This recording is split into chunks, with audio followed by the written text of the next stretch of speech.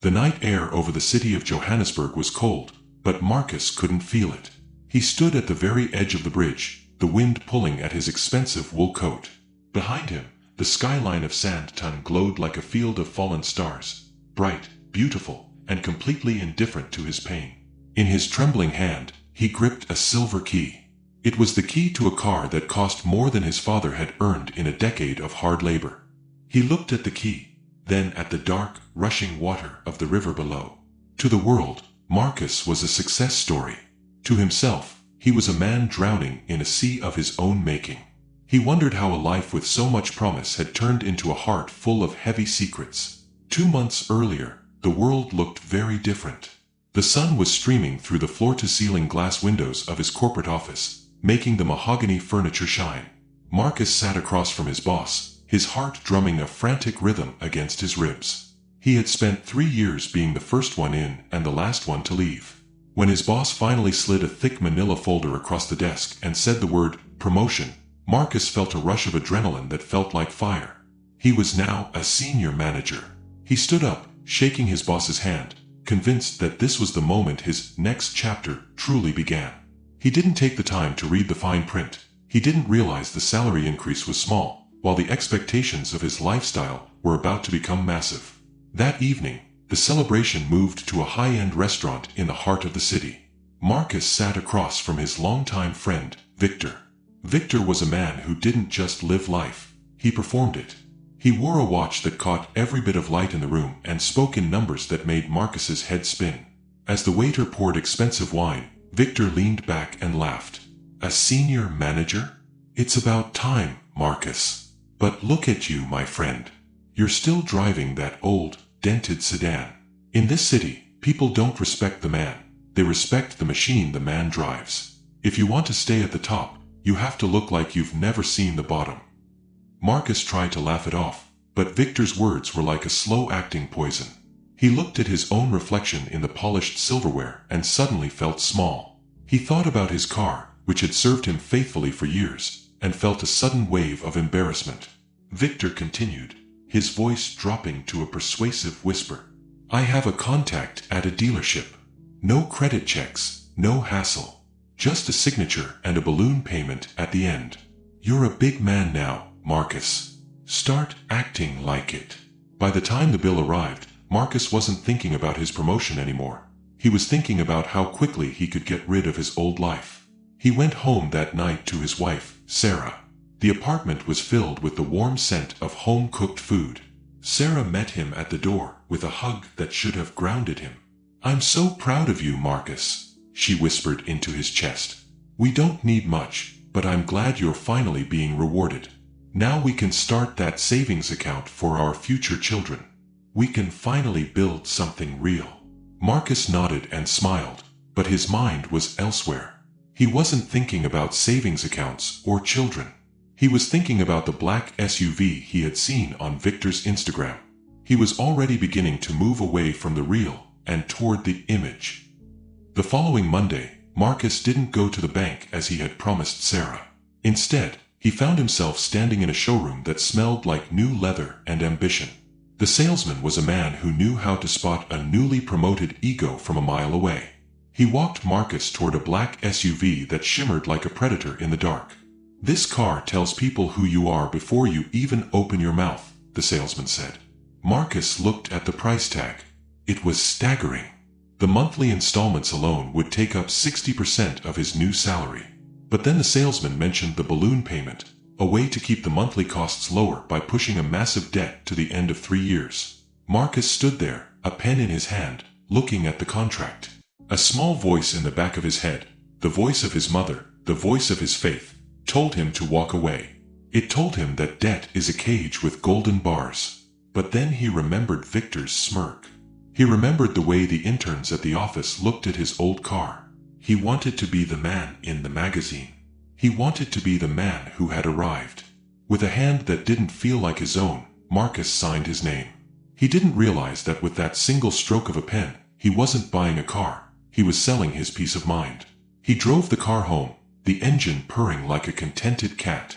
As he pulled into his driveway, he felt a surge of power. He saw his neighbor peek through the curtains, and for a moment, Marcus felt like he was flying. But when he walked into the house and saw Sarah's honest, loving face, the guilt hit him like a physical blow. He didn't tell her the truth about the cost. He told her the dealership had given him a special corporate discount, and that the promotion covered it all. He told her his first lie, and just like the car, it felt smooth and powerful at first. He didn't know that lies, like debt, always come with interest. The first week of owning the SUV felt like a drug. Every morning, Marcus would walk out of his apartment, and for a split second, the sight of the black metal shimmering in the sun would make him forget the hole he was digging for himself.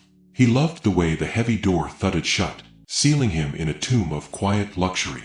When he pulled into the executive parking lot at work, he made sure to arrive exactly when the lobby was full. He wanted them to see him. He wanted to hear the whispered wow from the interns and see the nod of approval from the senior partners. For those few minutes, Marcus felt like the man he had always dreamed of being. He was no longer the boy from the dusty streets. He was the king of Santon. But the crown was made of lead, and it was starting to give him a headache. The high didn't last. By the second week, the first hidden costs began to crawl out of the shadows. He hadn't accounted for the premium fuel the engine demanded, or the massive jump in his insurance premium. But the real blow came on the 15th of the month. Marcus sat in his office, the door locked, staring at his banking app. A notification popped up. Debit order successful. It was the first car payment. He watched as his balance plummeted, leaving him with almost nothing for the rest of the month. A cold sweat broke out on his forehead. He realized, with a jolt of pure terror, that he didn't even have enough money to buy groceries for the house. He sat there, his breath coming in shallow hitches, trapped in a glass office that suddenly felt like a cage. Desperation is a dark room with a very low ceiling.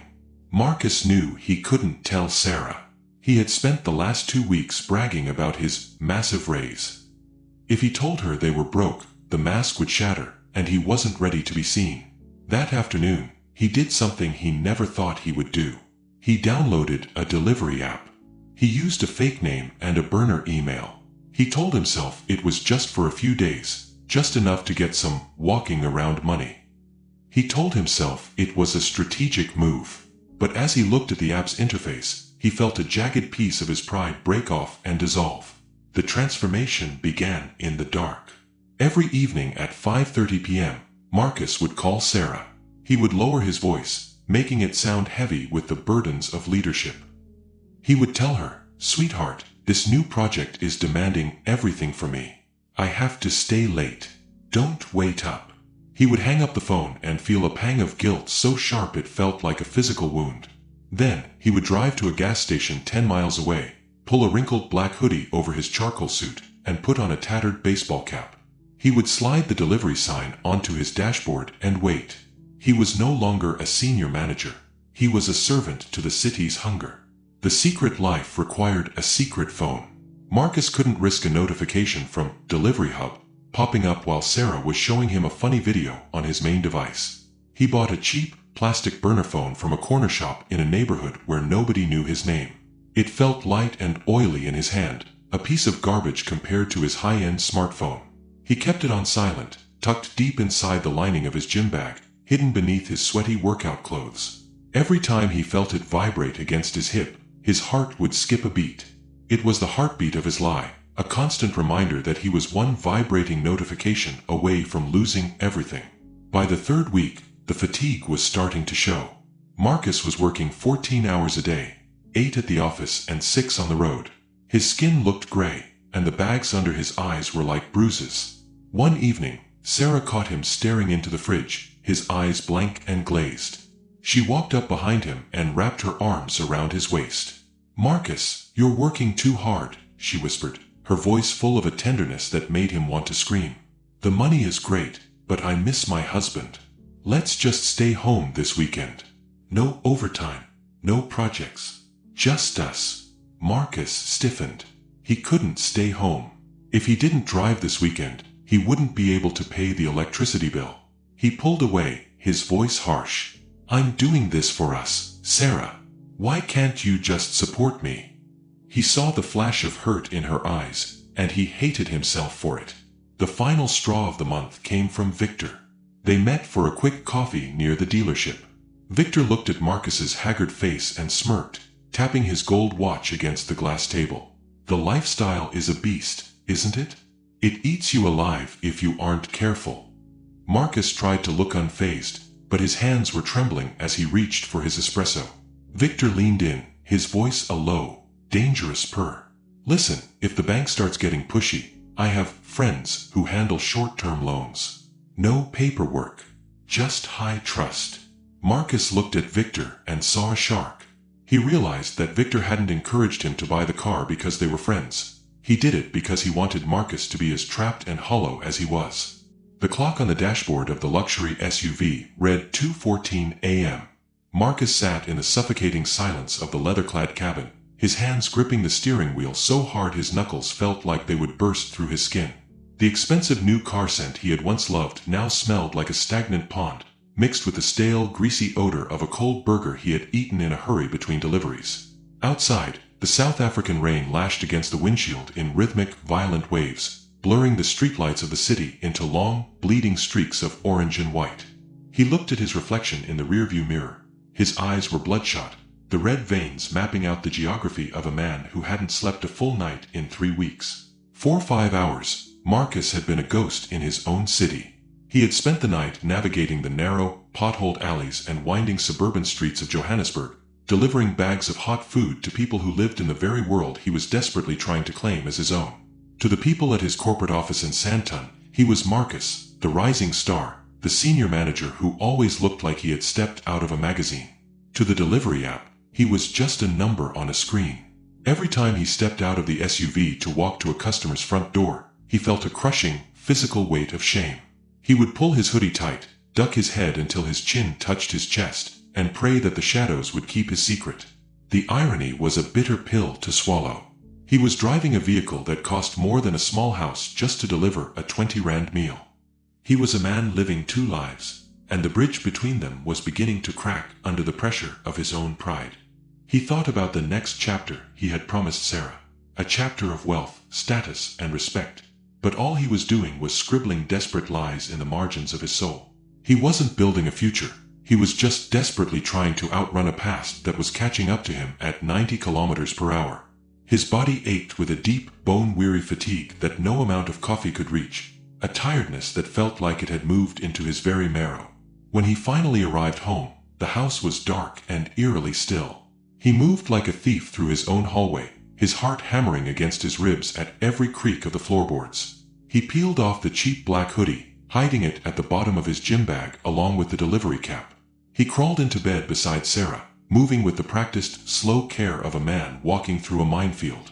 He closed his eyes, but his brain was a chaotic storm of interest rates, the looming balloon payment, and the mocking, shark-like grin of Victor. He eventually fell into a heavy, gray sleep, totally unaware that the silence of the house was a lie. Sarah had not been sleeping. She had been lying in the dark for hours, her eyes wide and fixed on the ceiling, listening to the rhythmic ticking of the clock. She had watched Marcus change over the last month, seeing the man she loved turn into a statue of secrets. He was physically present in the room, but his spirit was locked away in a room she couldn't enter. She felt the distance between them growing like a physical chasm, a gap so wide that her voice couldn't carry across it anymore. She missed the man who used to tell her everything, the man who didn't need a luxury car to feel like he mattered. Then, the sound broke the silence. A low, rhythmic hum coming from the floor near the closet.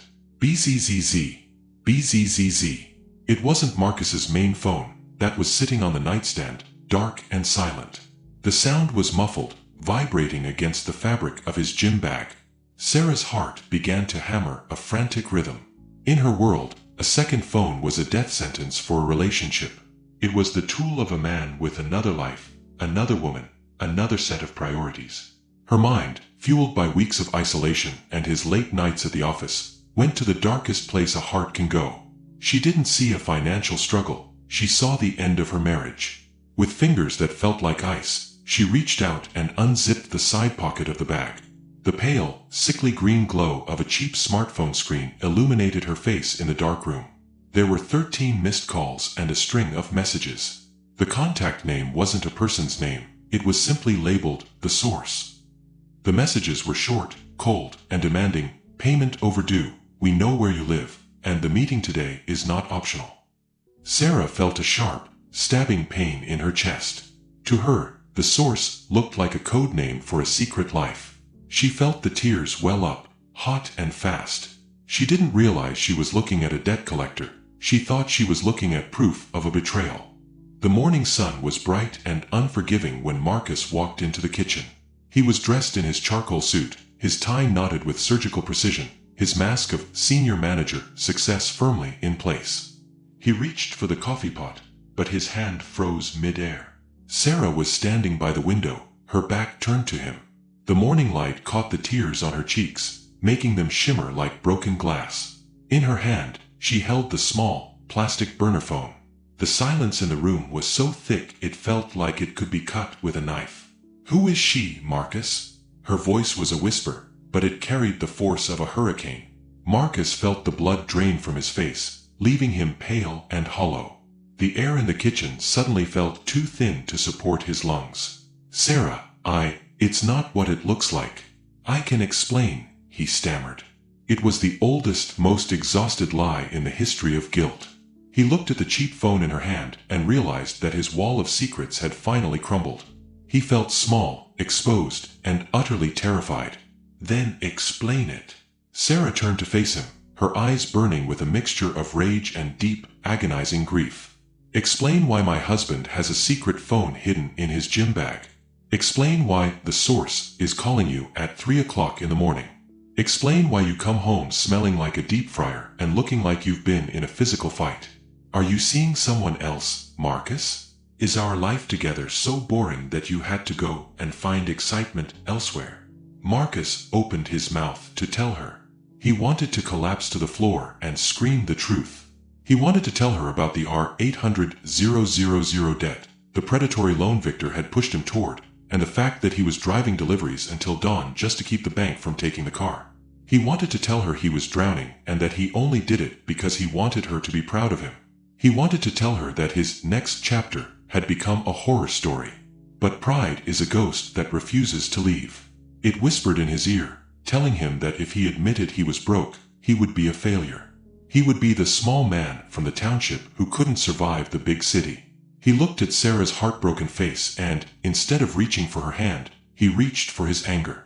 It was a shield he used to hide his shame. He couldn't let her see him as a man who had failed to provide the lifestyle he had promised. "You're overreacting, Sarah," he said, his voice turning cold and defensive, like a wall of ice. "That phone is for a side business project. I am a senior manager now. I have responsibilities and connections that you wouldn't understand. I am working myself to death so we can live in this neighborhood and drive that car. I am carrying the weight of this entire family on my shoulders, and all you do is spy on me and question my loyalty." "The car." Sarah laughed, a bitter, jagged sound that filled the room. "You think I care about that car, Marcus? We were happier when we were taking the taxi minibus together. We had nothing, but at least we had each other's truth. Now we have a view of Santon and a luxury SUV in the driveway, but I haven't seen my husband's soul in months. You're performing, Marcus. You're an actor in a movie that nobody invited me to watch." She set the burner phone down on the granite counter with a hollow, plastic click.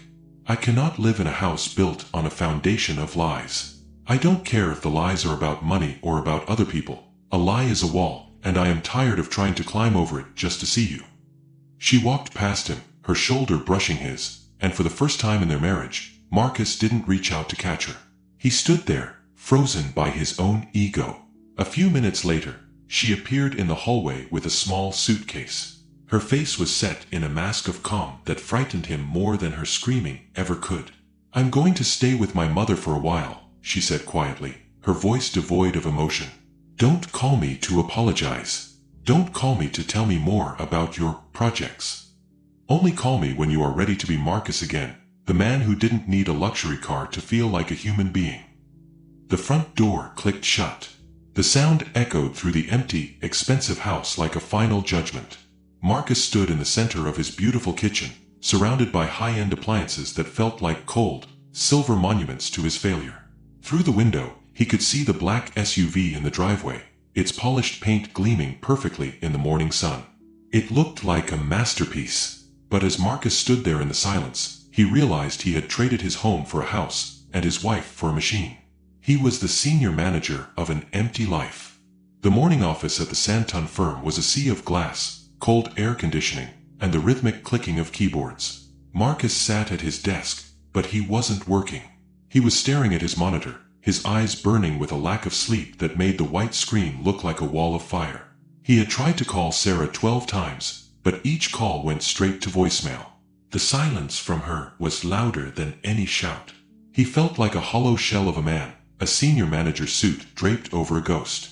Every time a colleague walked past his glass door, he flinched, expecting them to see the word failure written across his forehead. He was waiting for the floor to open up and swallow him, but the world just kept moving, indifferent to the fact that his heart was breaking in a high-backed leather chair. Then, the vibration started. Not his main phone, but the burner phone tucked inside his suit jacket. It felt like a hot coal against his chest. He ignored it until the buzzing became a constant, angry drone. He stepped into the private executive restroom, locking the door behind him. He looked at the screen. It was a message from Victor. The bank knows where you are, Marcus. I tried to stall them, but the source is coming for the keys today. Good luck, King. Marcus felt a wave of nausea, so strong he had to grip the marble sink to keep from falling.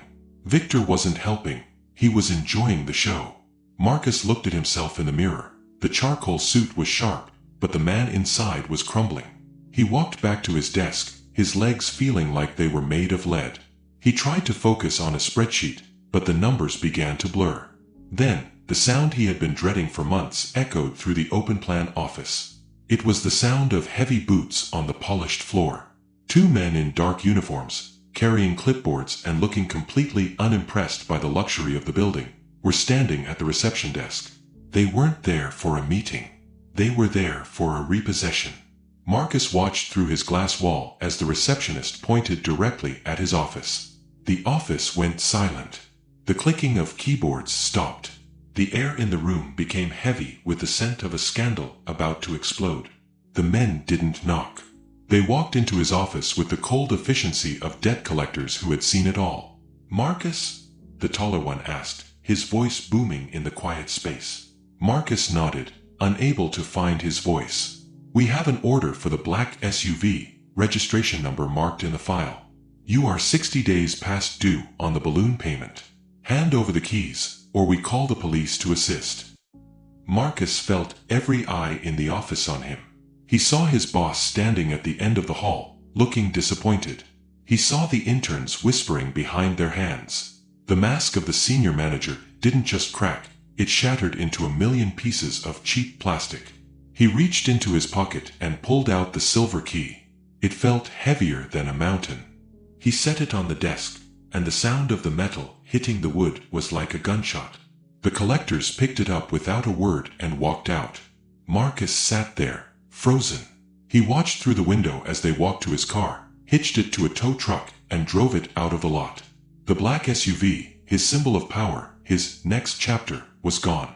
In its place was an empty parking spot and a room full of people who now knew his truth. He wasn't the man they envied anymore. He was the man they pitied. At that moment, Victor walked in. He didn't look sad. He looked entertained. He leaned against Marcus's doorframe, adjusting his gold watch so it caught the light. "Tough break, Marcus," Victor said, his voice dripping with fake sympathy. "I told you that car was a beast. But hey, at least now you don't have to drive delivery at night anymore, right?" The office went even quieter. The secret of Marcus's night job was out. Marcus looked at Victor and finally saw him clearly, not as a successful friend, but as a parasite who fed on other people's insecurities. Marcus stood up, his chair screeching against the floor. He didn't shout. He didn't fight. He just picked up his briefcase and walked out, leaving the charcoal suit and the lies behind. Marcus walked out of the glass towers of Santon for the last time that week, but he didn't call a luxury car service. He walked toward the taxi rank, the heels of his expensive Italian shoes clicking against the pavement, a sound that used to represent his ambition, but now felt like a countdown to his honesty. He sat in the back of a crowded minibus taxi, squeezed between a grandmother carrying groceries and a young student. For the first time in months, the air didn't feel heavy. The charcoal suit he wore, the one he had treated like a suit of armor, now felt like nothing more than fabric. He realized that the world didn't end because the SUV was gone. The sun still set over the Magaliesberg Mountains, and the city still hummed with life. He had spent so much time trying to be above the people in this taxi that he had forgotten how to be one of them. He closed his eyes and breathed in the scent of the city, real, raw, and unpretentious. He wasn't a senior manager anymore. He was just Marcus. And for the first time, Marcus was enough. He arrived at his mother-in-law's house just as the evening sky turned a deep, bruised purple. He stood at the gate, his heart hammering against his ribs like a bird in a cage. He looked at his reflection in a puddle on the ground. He looked tired, his mahogany skin was dull from stress, and his goatee was slightly unkempt. He didn't look like a king. He looked like a man who had lost a war. He pushed the gate open and saw Sarah sitting on the porch. She was wearing a simple denim jacket, her natural hair free of the tight bun she usually wore. She looked at him, and for a long moment, nobody spoke. The silence wasn't cold like the one in their kitchen. It was expectant. It was a silence that was waiting for the truth to fill it. Marcus didn't start with an excuse. He didn't mention the promotion or Victor or the side projects. He sank onto the wooden steps at her feet, his head bowed. "I lost the car today, Sarah," he whispered, his voice cracking like dry earth. "They took it in front of everyone. They took the keys, they took the house deposit, and they took the lies I was using to hide from you." He felt a hot tear escape and trail down his cheek. "I thought if I gave you a beautiful life, you wouldn't see that I was struggling. I thought my value was in what I could buy you. But I realize now that I was just a slave to a lifestyle I couldn't afford and a man I didn't even like." He looked up at her, his bloodshot eyes searching hers. "I'm broke, Sarah. I have nothing left but my name and my hands. But I want to start over. Not as a senior manager, but as your husband." Sarah didn't move for a long time. Then, slowly, she reached out and placed her hand on his shaven head. Her touch was the first bit of peace he had felt in years. "Marcus," she said softly, "I never fell in love with a car. I never married a title. I married the man who used to dream with me about a small garden and a quiet life. You didn't lose me because you were broke. You lost me because you were absent. You were so busy building a monument to yourself that you forgot to build a home with me." She pulled him up to sit beside her. "The SUV is gone, and the Sandton apartment is gone. But we are still here. The debt is high, but our foundation is finally honest. And that is a price I am willing to pay." The following Sunday, they sat together in a small, vibrant church in the heart of the community. There were no glass walls here, just wooden pews and the sound of a choir that seemed to shake the very foundations of the building. Marcus didn't sit in the front row. He sat in the middle, his hand locked in Sarah's. The pastor stood up, opening a worn Bible. "There is a story," the pastor began, his voice echoing with authority, "about a man who built his house on the sand. It looked beautiful. It had a view of the sea. But when the storms came and the winds blew, the house fell with a great crash because it had no foundation." Marcus felt the words pierce through his chest. He realized he had spent his life building on the shifting sands of public opinion and earthly status. The pastor continued, his eyes meeting Marcus's as if he knew the whole story. "But there is hope. Because you can always tear down a house of sand and start again on the rock." Matthew 6 verse 33 tells us, "But seek first the kingdom of God and his righteousness, and all these things will be added to you." We worry about the car, the clothes, and the pride of life, but we forget that the provider is not the company or the bank, it is the Creator. Marcus bowed his head. He didn't just hear the verse, he felt it. He realized that transformation wasn't about changing his car, it was about renewing his mind. He had been a prisoner of his own ego, and today, he was walking out of the cell. After the service, Marcus stood in the sunlight outside the church. He looked at the old, dented minibus taxis and the people walking by. He felt a sense of hope that was more powerful than any promotion. He and Sarah walked toward a small, affordable apartment they had found that morning. It was small, and the kitchen was old, but it was real. As they walked, Marcus felt the weight of the silent debt finally lift. He still had to pay back the money. He still had to work hard. But he was no longer doing it to impress people who didn't care about him. He was doing it for the people he loved, and for the God who had redeemed him. He turned to Sarah as they reached their new door. "It's a small chapter," he said, smiling for the first time in months. Sarah leaned against his shoulder, looking at the keys in his hand. Plain, simple keys to a humble home. "It's not a small chapter, Marcus," she replied. "It's the best one. Because this time, we're writing it together, and every word is the truth." The sun set over the city, and as the lights of Sandton began to twinkle in the distance, Marcus didn't feel a single spark of envy. He had found something that money couldn't buy and a tow truck couldn't take away. He had found his soul again.